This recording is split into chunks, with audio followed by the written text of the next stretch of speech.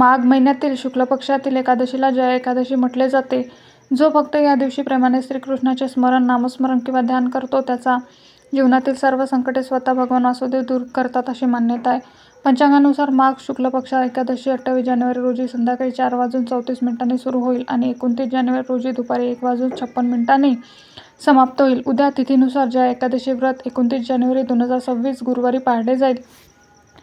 या एकादशीला 2 प्रकारचे व्रत केले जाते, निर्जला आणि फलाहारी. या दिवशी श्रीकृष्णाला फळे, पंचामृत आणि नैवेद्य दाखवला जातो. दिवसभर केवळ पाणी आणि फळांचे सेवन करणे श्रेष्ठ मानले जाते. या एकादशीच्या दिवशी काही चुका टाळा, असे की तामसिक भोजन, नकारात्मक विचार आणि चुकीच्या वागणुकीपासून दूर राहावे.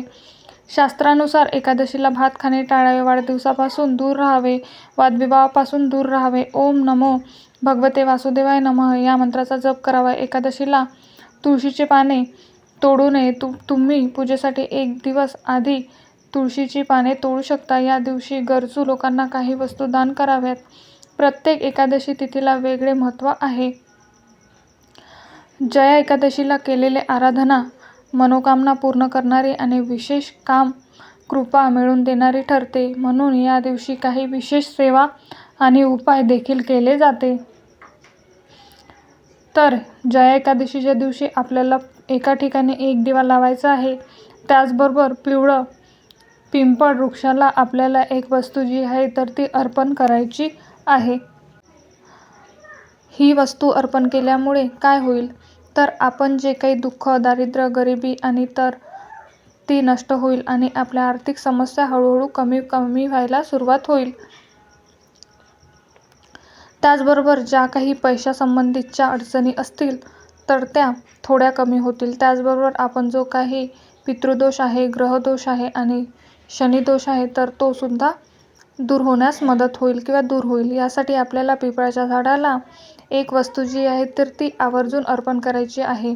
त्याप्रमाणे पिंपळाच्या झाडाखाली एक दिवा जो आहे तर तो देखील आवर्जून आपल्याला लावायचा आहे. तर हा दिवा कशा पद्धतीने लावायचा आहे, दिव्यामध्ये नेमकं कोणतं तेल आपल्याला घालायचं आहे, वापरायचं आहे, आपल्याला कोणत्या चुका करायच्या नाही आहे, अशी सर्व माहिती आपण आजच्या व्हिडिओमध्ये पाहणार आहोत. त्यामुळे तुम्ही हा व्हिडिओ शेवटपर्यंत नक्की पहा आणि चॅनलवरती नवीन असाल तर सबस्क्राईब करा आणि व्हिडिओला एक लाईक करून कमेंटमध्ये ओम नमो भगवते वासुदेवाय नमः असे नक्की लिहा. आता व्हिडिओला सुरुवात करूया. पिंपळाचं झाड जे आहे ना तर ते आपल्या हिंदू धर्मात अत्यंत शुभ आणि तितकंच प्रभावशाली मानलं जातं. त्याचप्रमाणे वटवृक्षाला, बेलाच्या झाडाला, केळीच्या झाडाला आणि शमीच्या झाडाला, आवळ्याच्या झाडाला हिंदू धर्मात धार्मिकदृष्ट्या अधिक महत्त्व दिलं गेलेलं आहे. त्याचप्रमाणे पिंपळाच्या झाडाला सुद्धा धार्मिक महत्त्व आहे. कारण सर्व वृक्षात पिंपळ वृक्ष म्हणजे स्वतः श्रीहरी विष्णू आणि आहेत. पिंपळाच्या झाडाची पूजा, सेवा केल्याने, नियमित पिंपळ वृक्षाला प्रदक्षिणा केल्याने संपत्ती जी आहे तर ती आपल्याला मिळत असते. आपल्या घरामध्ये सुख समाधान वाढतं. आणि गौतम बुद्धापासून अनेक ऋषींनी पिंपळाच्या झाडाखाली ज्ञान प्राप्त केलेलं आहे.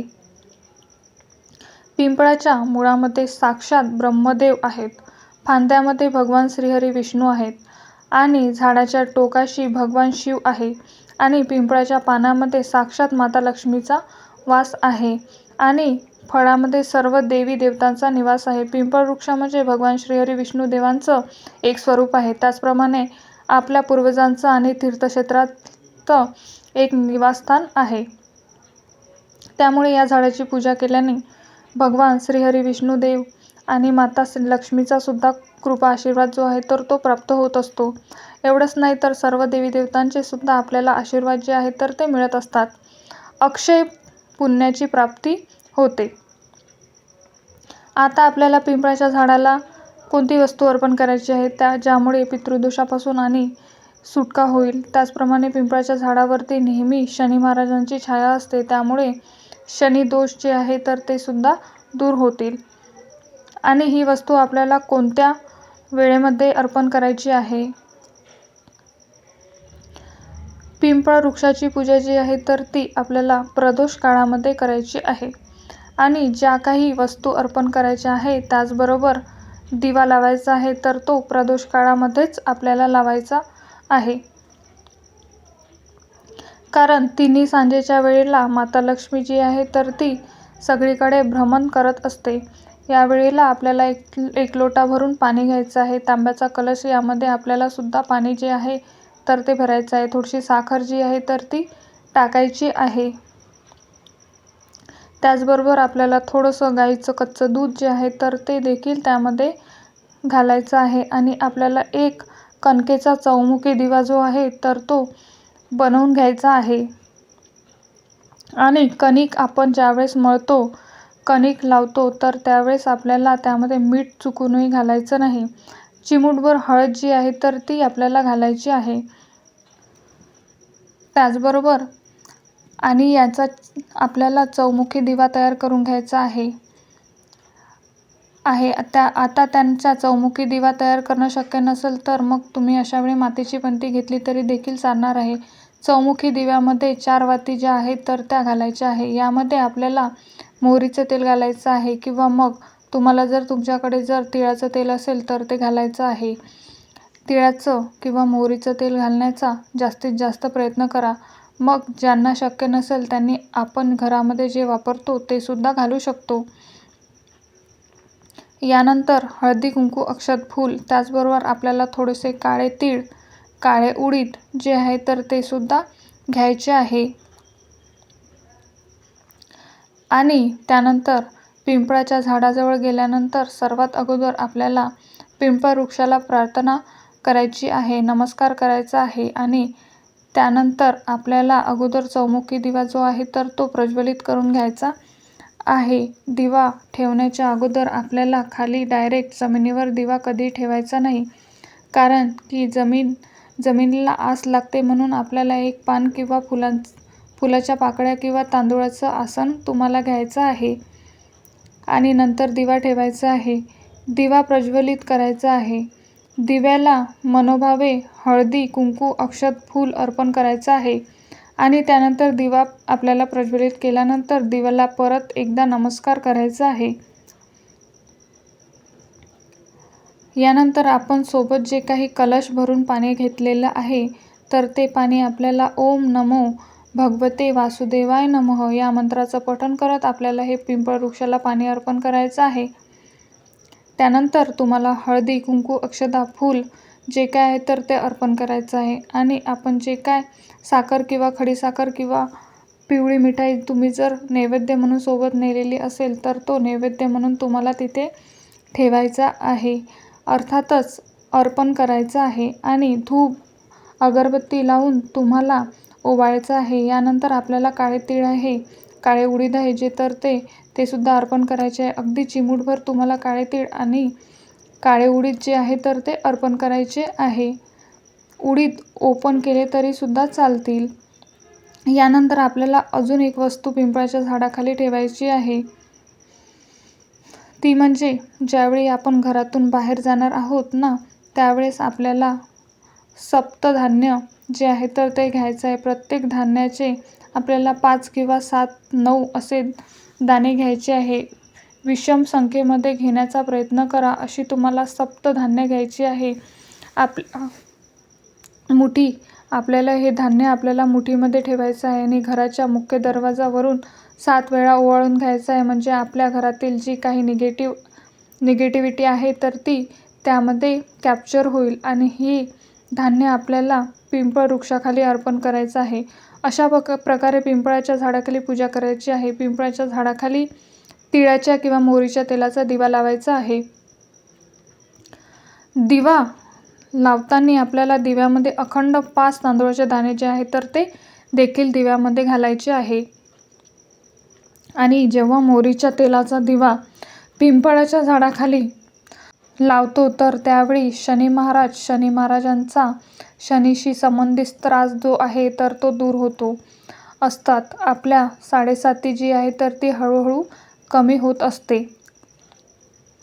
साडेसातीचा त्रास जो आहे तर तो कमी होतो. अशा प्रकारे पिंपळ वृक्षाची पूजा करून आपल्याला झाडावरती तुम्हाला मनोभावे पिंपळाला दोन्ही हात जोडून तुम्हाला तुमची जी काही इच्छा आहे तर ती व्यक्त करायची आहे. त्यानंतर तुम्हाला ओम नमो भगवते वासुदेवाय नमः हा मंत्र पठण करत करत तुम्हाला 11 प्रदक्षिणा करायच्या आहे. यानंतर परत आपले दोन्ही हात पिंपळ वृक्षाला लावायचे. परत आपल्या उजवा हात आपल्या पिंपळ वृक्षाला लावायचा.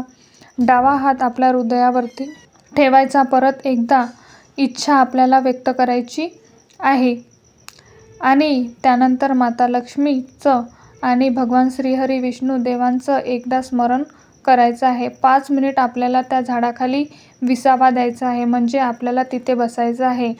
देवांचं नामस्मरण करायचं आहे आणि आपली जी काय आर्थिक समस्या आहे किंवा एखादी व्यक्ती सतत आजारी पडत असेल किंवा मग घरामध्ये आपल्या पैसा येतोय परंतु तो टिकत नसेल, तर आपली जी काही इच्छा असेल, ज्या काही अडचणी समस्या असतील तर त्या तिथेच आपल्याला व्यक्त करायच्या आहे आणि सांगायचं आहे.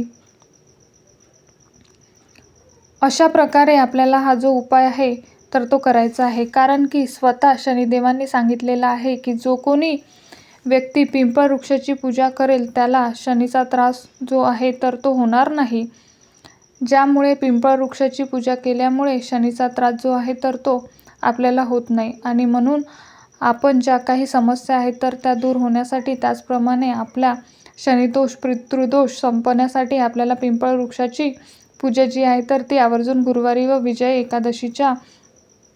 जया एकादशीच्या दिवशी प्रदोष काळामध्ये सांगितलेली जी काय पूजा आहे, सेवा आहे तर ती तुम्हाला गुरुवारी प्रदोष काळामध्ये म्हणजे संध्याकाळी वेळेला आवर्जून करायची आहे.